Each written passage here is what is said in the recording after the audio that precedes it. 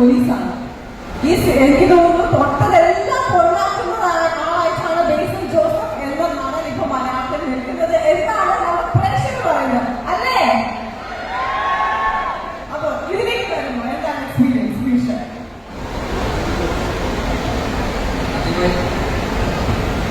ആദ്യമായി എല്ലാവർക്കും നമസ്കാരം. കോട്ടയത്ത് ലുലുമാൾ എൻ്റെ ഭാര്യയോട് കോട്ടയത്താണ് പറയുന്നത്. അപ്പോൾ ഒരുപാട് സന്തോഷം. ഇത്രയും വലിയൊരു പ്രൗഢ കോട്ടയത്ത് പ്രൗഢൻ്റെ മുന്നിൽ വന്നിട്ടുള്ള ആദ്യമായിട്ടാണ്. ഈ സിനിമയെ കുറിച്ച് പറയാണെങ്കിൽ പ്രാവൂർ സാറ് സംഗീത പറഞ്ഞ പോലെ തന്നെ പുതിയൊരു ഡയറക്ടറാണ് ശ്രീരാജ് എന്ന് പറഞ്ഞത്. അപ്പോൾ ശ്രീരാജ് കഥ പറഞ്ഞ ആദ്യമായിട്ട് കഥ പറഞ്ഞത് സൗദിക്കയുടെ അടുത്താണ്. സൗദിക്കയാണ് അൻവർ റഷീദ് ഈ സിനിമയിലേക്ക് പ്രൊഡ്യൂസറായിട്ട് സെലക്ട് ചെയ്യും. അദ്ദേഹത്തിൻ്റെ എപ്പോഴും ശ്രീരാജ് കഥ പറയും. ഇങ്ങനെയാണ് സിനിമ ഉണ്ടാകുന്നത്. നമുക്കാണ് ഈ സിനിമ സ്ക്രിപ്റ്റ് എനിക്ക് അയച്ചു തരുന്നത്. എന്നൊരു ക്യാരക്ടർ ഉണ്ടെന്ന് പറഞ്ഞു. സ്ക്രിപ്റ്റ് കേട്ടപ്പോൾ തന്നെ ഭയങ്കര ഇൻട്രസ്റ്റിംഗ് ആയിട്ട് തോന്നി. അത് കഴിഞ്ഞിട്ട് ഈ ശ്രീരാജിൻ്റെ ഷോർട്ട് ഫിലിം കണ്ട് തൂമ്പ എന്ന് പറയുന്ന ഒരു ഷോർട്ട് ഫിലിം ഉണ്ട്. ആ ഷോർട്ട് ഫിലിം കണ്ടപ്പോൾ എന്തായാലും ഈ സിനിമ ചെയ്യണം എന്ന് തീരുമാനിച്ചു. അത് ഭയങ്കര ഇൻട്രസ്റ്റിംഗ് ആയിട്ടുള്ള ഷോർട്ട് ഫിലിമാണ്. സിനിമയിൽ ഭയങ്കര നന്നായിട്ട് വന്നിട്ടുണ്ടെന്നാണ് ഞങ്ങൾ വിശ്വസിക്കുന്നത്. കണ്ടിടത്തോളം ഭയങ്കര രസമുള്ളൊരു സിനിമയാണ്. നല്ലൊരു പെട്ടെന്ന് ടെക്നീഷ്യൻസ് ഒക്കെ ഈ സിനിമയുടെ പിന്നിലുണ്ട്.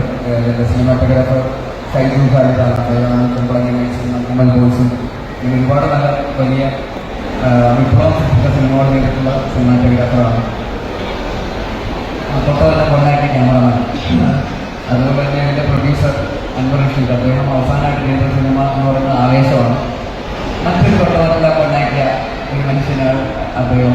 രാജമാണിക്യം, ചോട്ടാ മുംബൈ, ഉസ്താദ് എന്നൊക്കെ പറയുന്ന സിനിമകൾ സംവിധാനം ചെയ്ത് അതിനുശേഷം പ്രൊഡ്യൂസ് ചെയ്ത സിനിമകളാണെങ്കിലും ബാംഗ്ലൂർ, പ്രേമം, ആവേശം, ഭൂതകാലം എന്നൊക്കെ പറയുന്ന സിനിമകളൊക്കെ പ്രൊഡ്യൂസ് ചെയ്തിട്ടുള്ള ഒരു പ്രൊഡ്യൂസറാണ്. അദ്ദേഹത്തിൻ്റെ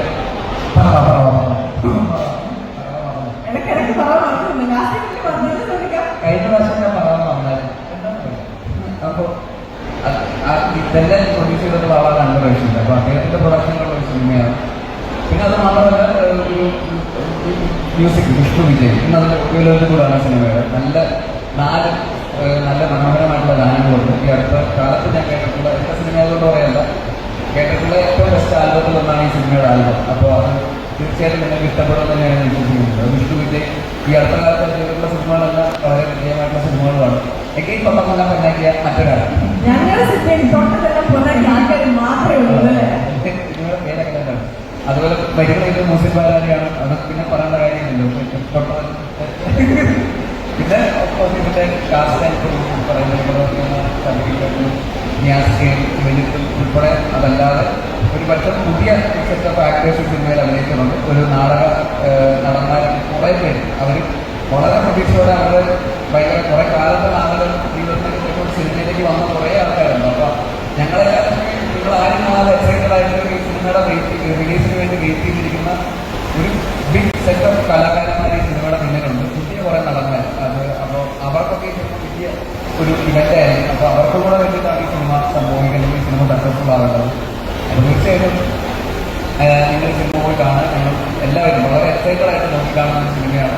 എന്തായാലും സിനിമ നിങ്ങൾക്ക് ഇഷ്ടപ്പെടും എന്ന് തന്നെയാണ് ഞങ്ങൾ വിശ്വസിക്കുന്നത്. അപ്പോൾ കണ്ടിട്ട് നിങ്ങൾ ഇഷ്ടപ്പെടുവാണെങ്കിൽ നിങ്ങൾ നാലാളോട് പറയുക. തീർച്ചയായിട്ടും നിങ്ങൾക്ക് ഇഷ്ടപ്പെടും എന്ന് ഞാൻ വിശ്വസിക്കുന്നു. Thank you.